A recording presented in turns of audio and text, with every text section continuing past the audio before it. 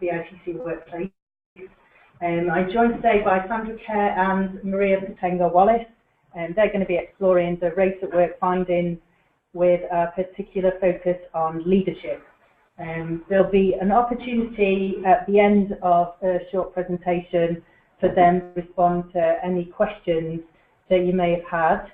So if you're not familiar with the platform, you can type in your questions using the question function that you should be able to see on your little go-to dashboard. So I'll hand over to Sandra and Maria. Thank you, Louise.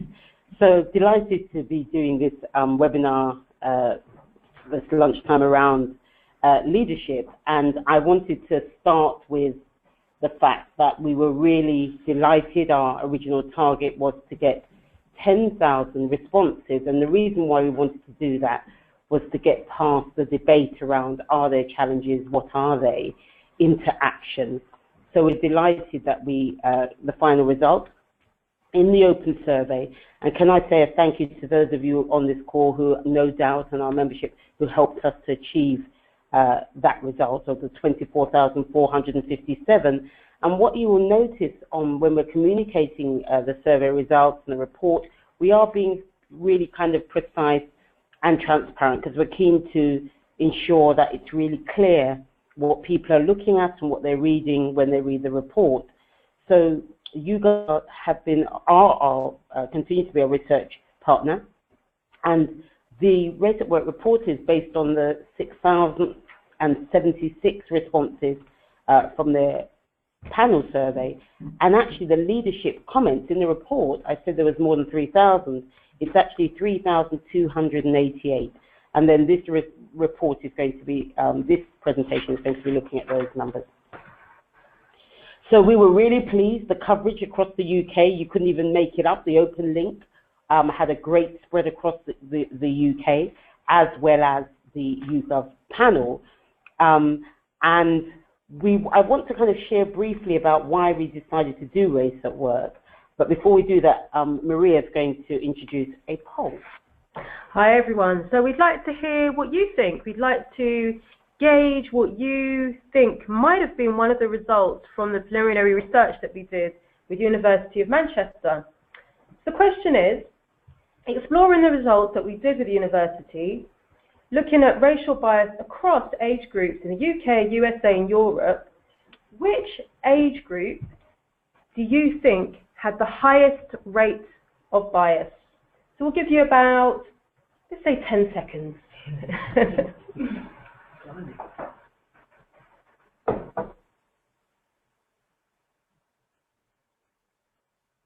Fantastic. Right, you're all voting. We've got lots of people voting here, lots of results coming in. And if we look at the results now, okay, so 33% of you have said 18 to 24, 25% have said 25 to 44, and 42% have said 45 to 65. And actually that's really interesting because that's the sort of result that we would have expected. But actually, if we look at the infographic from the research that we did, surprisingly, 18 to 24-year-old age group held the highest rate of racial bias. And this was reinforced by a study by Show Racism in the Red Card in 2015 that found that a large amount of negativity was held from young people towards immigration and Muslims. And in relation to the study, in terms of leadership, the research found that 66% of UK top executives had a racial bias. For those of you who have global offices, European executives actually held the highest rate of racial bias at 75%. Thank you, Maria. So one of the things when we initially engaged with the US about this, finding that the trend is across the US, Europe, and in the UK, we wanted to find out why. We also found out that the race test was the most accessed of all the diversity tests. So we asked about age, gender, sexuality, and race, and we found in the UK it was the test most accessed. And when we inquired as to why, we found it wasn't through the workplace, but it was through the media. So therefore, that's why, you know, we decided let's kind of do an investigation. I really became very curious. What is happening about race at work in the workplace? Why the test is the most accessed, and we don't kind of have a current picture. So that's what kind of spearheaded the survey.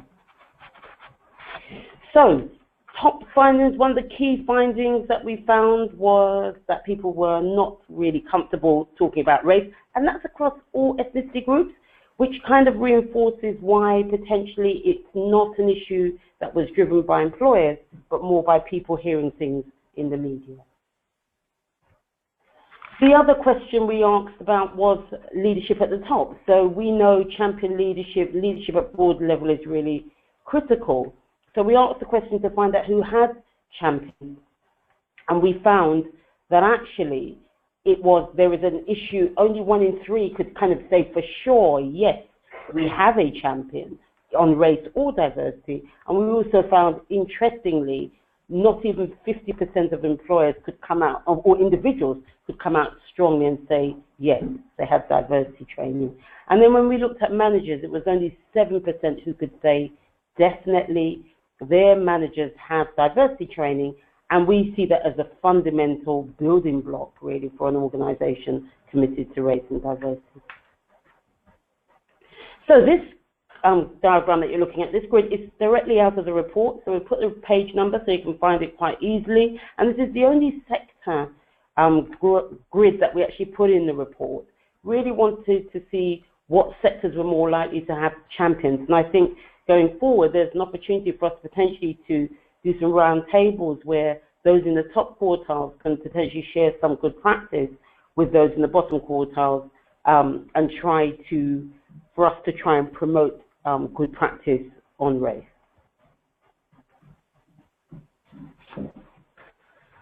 So this report, so what I'm going to be talking about, I'm going to go into the body of the leadership data and break that down a bit. And we asked YouGov to analyze the leadership profile and responses by region, because we've had contact from Scotland, from Ireland and Wales saying, what's going on in our region? So we thought as a starter, we're going to start to overlay information. This graph you're looking at is in ranking order, the demographic of different regions in the UK. So that's what you're looking at in the left column. In the right column, you're looking at the primary school age population, and you will see in every single circumstance, it's a larger demographic. So we can see the demographic shift that is happening as far as more and more children from different backgrounds being in the school system who are going to end up entering the workforce, which means we do need to ensure that we're tackling the issues around race at work now and encouraging conversations and dialogue around it. One of the other things that we asked YouGov to kind of cut by region is who in the survey said that they had a race or diversity champion. And I have to say, I found this slide particularly interesting because if you think of the previous slide, West Midlands and London both have the highest levels of ethnic minority people, so lots of champions there would make sense.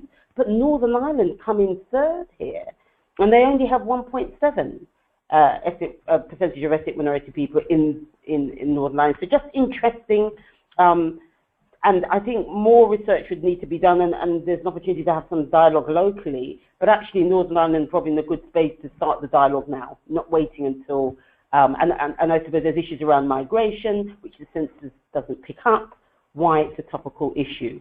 So something worth you reflecting on, and something that particularly those of you who have regional networks can use to start the conversation there.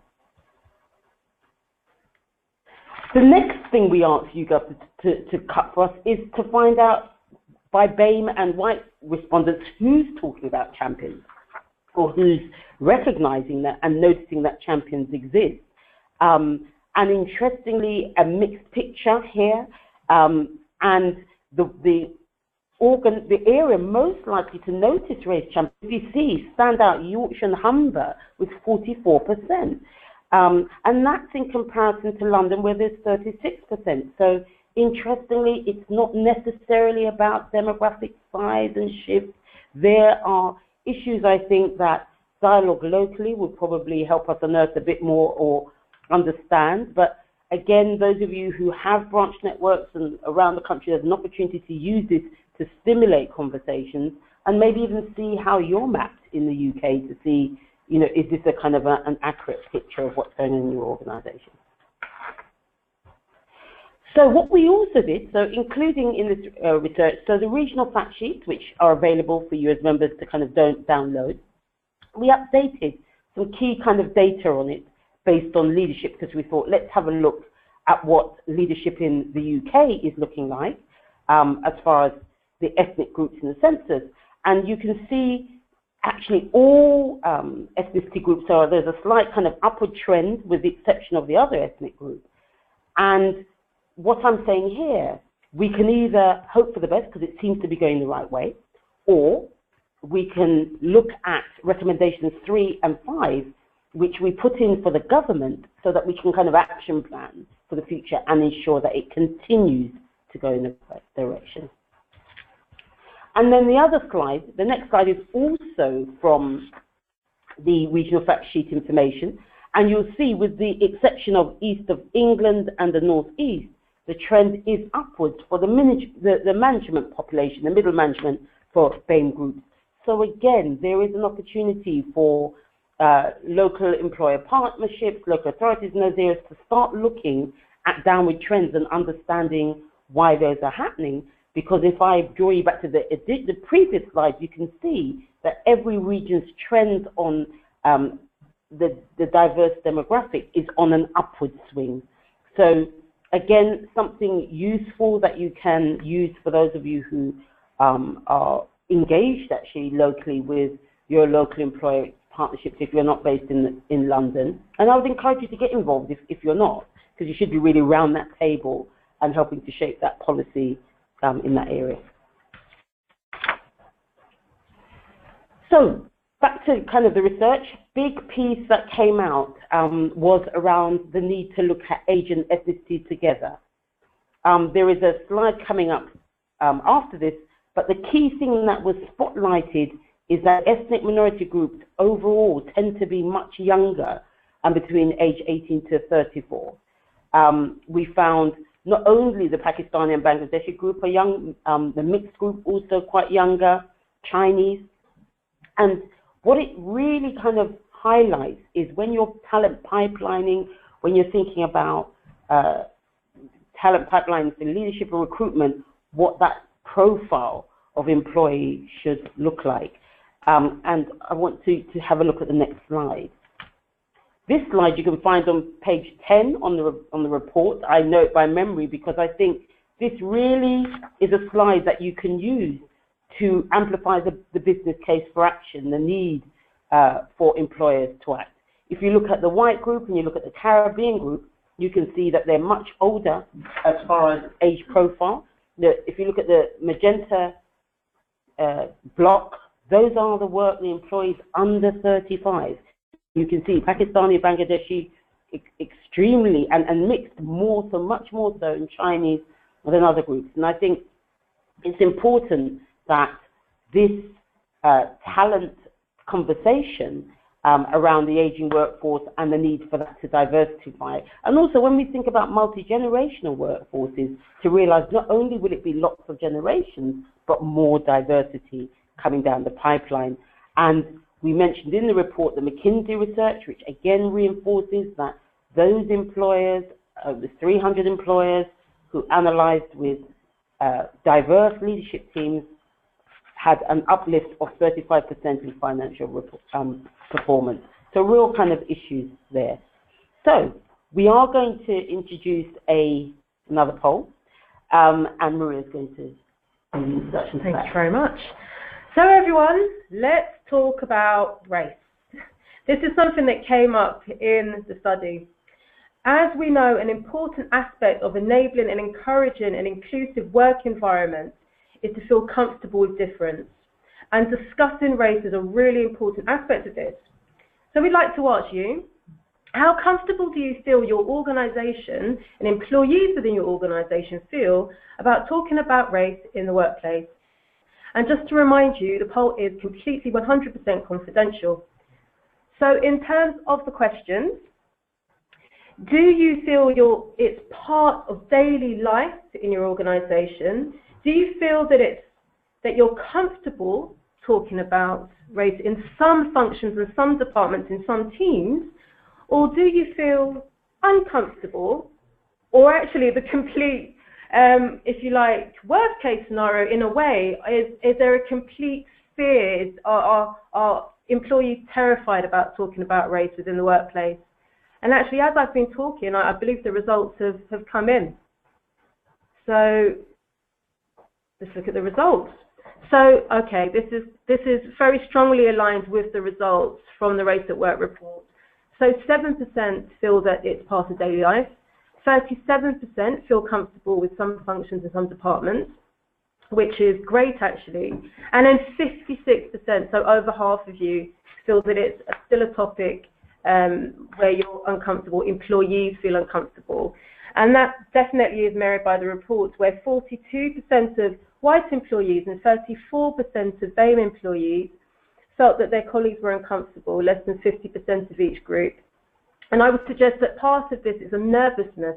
There's a fear of saying the wrong thing. So you may all remember the big reaction that came out in the public in response to Benedict Cumberbatch, the actor's use of the term colours. And that really does make people feel uncomfortable talking about the topic within workplaces. So we would just suggest to encourage your leaders to feel comfortable about, you yourself to feel comfortable talking about the topic, as well as using your network to create a conversation about race. Okay, so I wanted to say, just kind of slightly off script here, we did put a question in the research actually about what people wanted to be called, because I was hoping to be able to give you a unanimous response. Everybody likes this terminology, but not at all. So no help there then. So it's really about, look, just start having a conversation, use the report by all means, because in the end, what people really worry about and care about is action and progress in this. Okay, so some of the themes that came out. So we asked you guys to analyze the results and the themes of what's coming out from leadership. And one of the things that came out repeatedly is around leaders enabling networking and professional networking. And this is interesting because it reinforces some of our other stuff that Maria is going to share here. So, for example, what we found in the benchmark trends analysis, with particular emphasis on progression and leadership, was that organisations with the highest promotion rates for BAME employees had network groups that supported professional development, but also business development. Our recommendation based on this finding from the trends analysis is that network groups have executive support with formal report lines to executive committee, just to ensure that senior sponsorship and that buy-in from within the business. Thank you. The other word that came out a lot with leaders is around training. And the report itself came out saying that 49% could guarantee that there was some diversity and inclusion training, but only 7% of managers. Maria, do you want to kind of elaborate on some information on that? Yeah, absolutely. So I know that a lot of our organisations, based on benchmark results and what we see in the Times Top 50 entries, is that you are delivering training. But what we would just emphasise to you is to ensure that there is evaluation, that it's key. What are your objectives? How has it been met? Has it been met? Is there follow-up needed? Does the training actually need to be revisited? Are there ways that you can embed that within your processes? So just to touch on PwC's approach with their Open Mind programme, which is now in its third phase. So feedback was sought from a quarter of the learners after the first phase, actually, where 913 people responded. And to see if that learning had been sustained, a survey was sent out after 6 months after the first delivery of the training. And then following this, 17 people were then interviewed to measure the impact of that. The materials and techniques from the programme were then integrated into performance review, promotion decisions, and recruitment processes. So just when you are doing that training, just make sure that you're following up, evaluating, and where possible, embedding into your processes. Yes, and I wanted just to, while we're finishing on the training point, I think what came out very strongly is leaders are talking about, it came out, there's a number of quotes about leaders promoting training. And I would suggest that leaders also start to talk about progression, to talk about fast-track training. These are things that have come out in the report, where there's a huge kind of desire from BAME groups to be involved in career progression is very, very important, being access to the fast track, talking about succession planning, having that kind of conversation, and I think there's an opportunity for leaders to be really kind of key in that. And I want to, so that's come out as a strong theme, as a good thing that leaders are doing around training, but actually we can use the finding of the report to help to inform what leaders should be talking about more. So I think there's opportunity to use the evidence to stimulate the uncomfortable conversation. Hands up too, people to say, I'm uncomfortable. There's nothing wrong with that, because actually the report says that most people aren't. Yeah. So I think, an honest hands up, we're all uncomfortable, let's kind of get comfortable. And I think, like anything, by talking about things and getting to know different people and understanding the issues, you get more and more comfortable. So really want to kind of emphasize, continue to do the training, but actually let's think about fast tracking, succession planning, and some of the kind of key issues linked to that. Okay, so one of the things we asked YouGov to do on this report is to actually tell us by region what areas we're most likely to be commenting and talking about race. And in the notes part of this presentation, which we will be putting online for you to download post-session, there is kind of detail as to how many comments by region, how many comments by ethnicity group, so you can get context. So, for example, as you'd expect in London, it had the highest volume of comments, but actually people who responded in the North East were more likely to comment. So this was a top line, really, summary of who was talking about it, who was prepared to comment on what leaders are doing.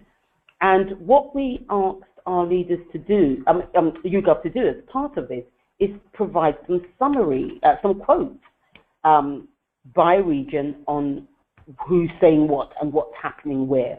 So the next slide is just a summary of some of the comments that were said by region.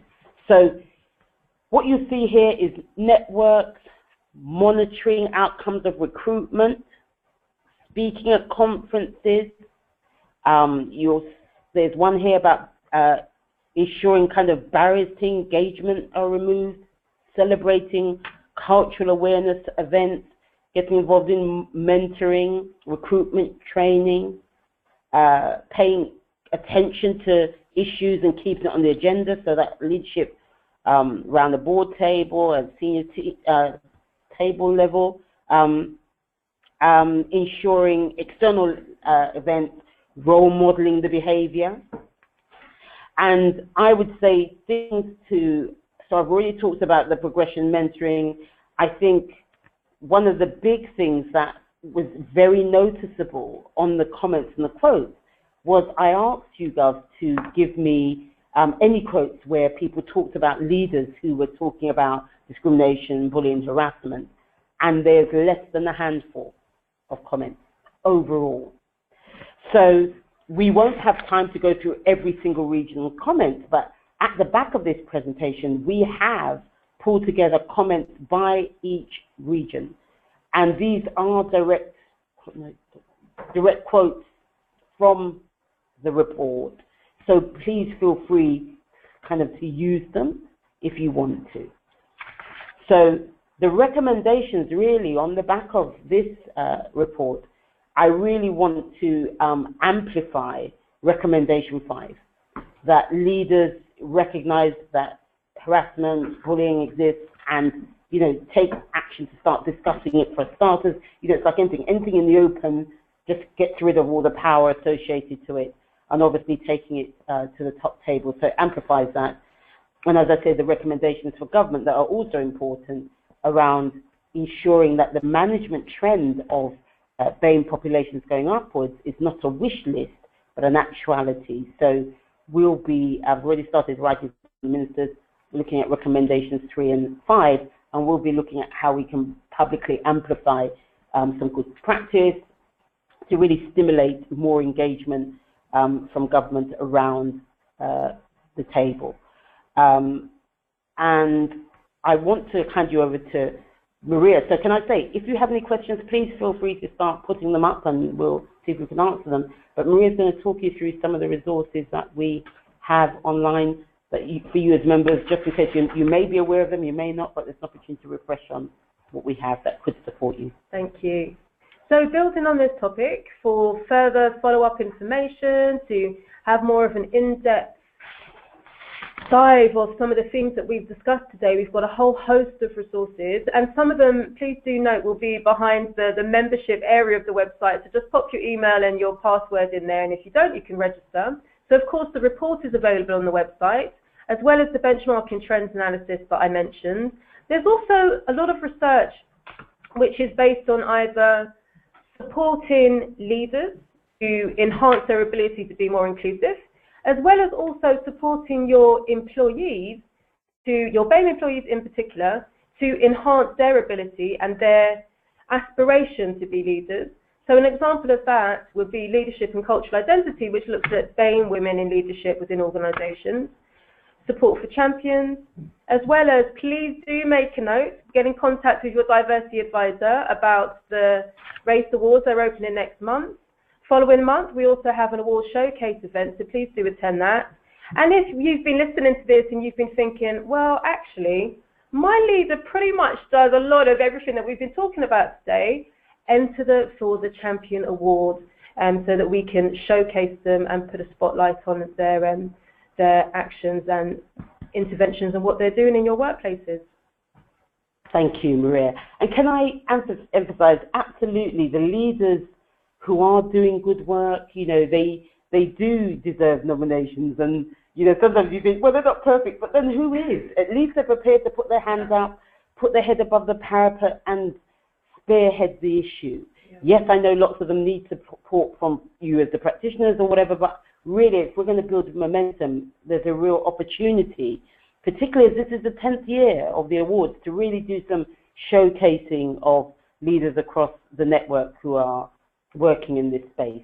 So this is the kind of formal part of the presentation ended, but keen, if you have any questions, there's an opportunity for you to start asking them. But also what I will say is that we have asked YouGov to do an analysis of the bullying and harassment comments. We are going to look at them by region, by theme, by issue, by demographic group. And we've also asked Manchester University to do kind of more looking at the actual comments and see what the story is and what the issues are.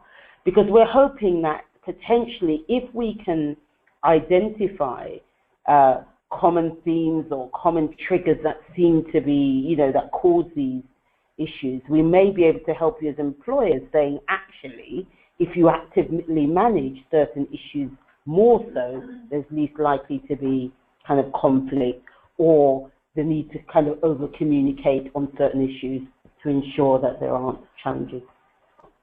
So more excitement to come on that. So I understand, I think there's a few questions up there. Let me have a quick peek.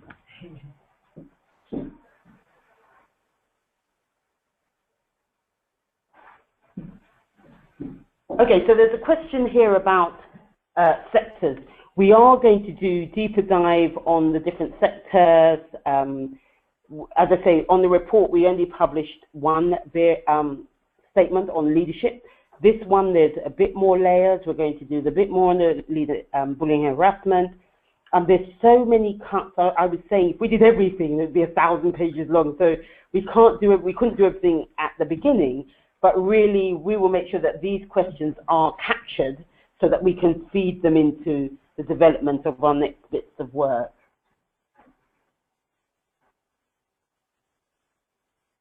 Yes, interesting. Yes. So there's a question here about legal and financial services more likely to have champions than others, and what's the theory behind it. Interestingly, I think when I saw the financial sector, I thought, not a surprise in that they were the kind of champion organisations around the table when Race to Opportunity got started 20 years ago. So, and there was a real kind of cohort, they operate in a herd, so, all of them were around the table. And I think there's something about behaviour and commitment in the DNA. You may feel, well, it's not really great right now, as it should be, but actually there's certain good practice, and also the business case is really clear. People are money. They don't really care what demographic they are. They just want them as customers and clients. So that message on good for business and thinking about globalization and what that means has always been a strong message. And I think the legal firms, in the past, there's been some huge initiatives around supply chain and ensuring that your engaged suppliers, saying we need to ensure you're promoting to us with diverse teams and engaging clients. So I know there's been a strong push in that area as well. I think the Law Society has done a number of things, and I think that has driven a real need for not only engagement, but to prove that engagement. And one of the things we put in the research about for the government is to promote supply chain so that employers who are doing the good work get first dibs on the opportunities to work with the government. So we'll be kind of continuing to work on that, because we've done it with the Olympics. I don't see why it's a problem. I think it's something they could do quite quickly. Yes, I know. So the person who put, how shocking that the 18 to 24-year-olds are the most biased. I am still trying to wrap my head around that one. Completely shocked by that result. I am still trying to, it was challenging, and it's only because, Manchester University crunched this up and down, and they looked at UK, Europe, and 17 different nations in Europe, and the US.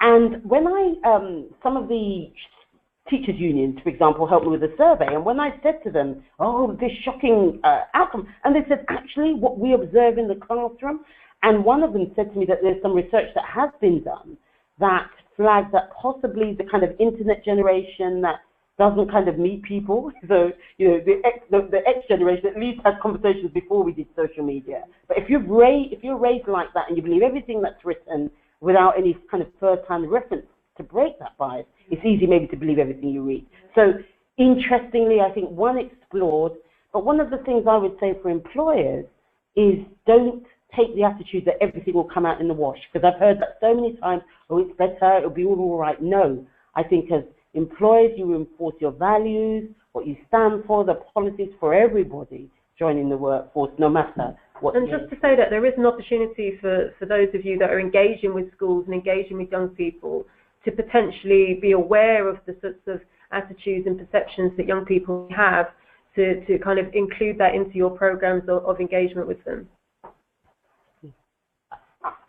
Yeah, one of the big questions here is about the SME group. So the survey is statistically valid. One of the things I do want to do is run an SME report and see what the responses to the Race at Work questions are by SME. We have a kind of pecking order. Obviously, you admit majority, we have large businesses, so keen to service them, but it is on the radar of one of the things that I would be particularly interested in, and I think it is going to be one of the things we will look at. Now, as far as somebody mentioned the ACAS guidance, now there was a report that they put out at the end of last year, Workplace Trends 2016 or 15, and one of the things, I mean, I've only read the first kind of few pages, they said they had 20,000 calls on bullying harassment in 2015. I'm going to read through the report. I think when we get Manchester to kind of crunch that information and look at what that's saying, we'll probably convene some event around that and maybe get ACAS in the room to kind of talk through some of those issues, because it's something that we want to, reverse the trend on. So not the subject of this seminar, but absolutely something that we are going to tackle.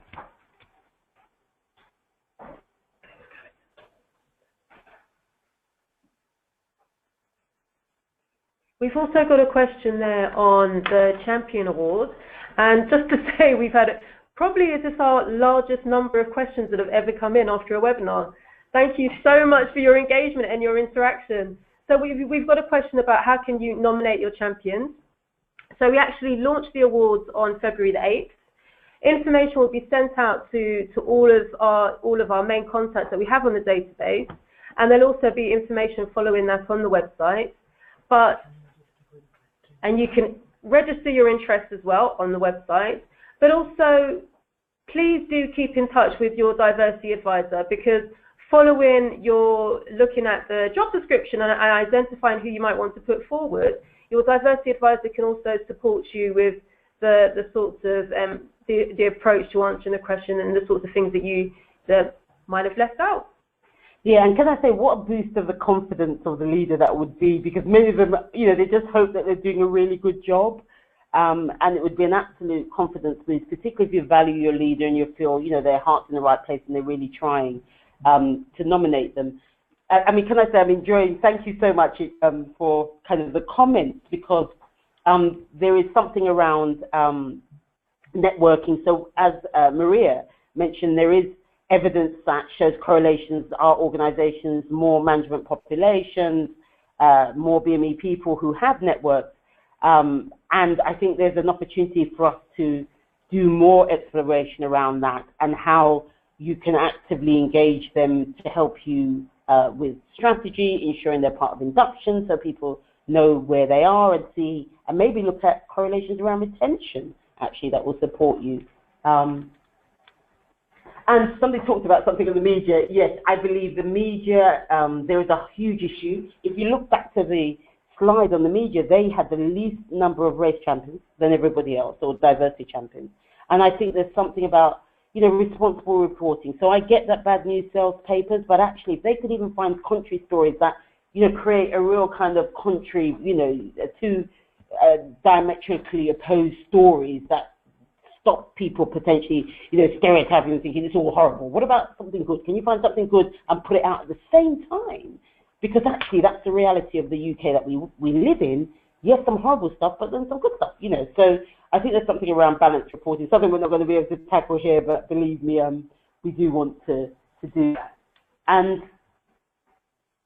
I think there's such, some real thoughtful stuff. So I want to capture these questions to really think about, because again, someone's talked about, mixture. The more diverse your group of friends, the more likely you're going to, or neighborhood or whatever, you get used to people. And I think the workplace is one of the real kind of areas where we can just break down the barriers, and we're hoping to be able to do that. So really delighted to hear the excitement about the awards. Let's hope they translate into nominations. This is the 10th anniversary year, so I like to see, really love to see a good showing. And we've got two new categories, which actually I'm going to tell you since you're on the webinar, and they're linked to the awards, and they're linked to the report. So we have one on workplace culture, so looking for good practice around what are you doing, if anything, around this, and I'm sure some of you are on the call are.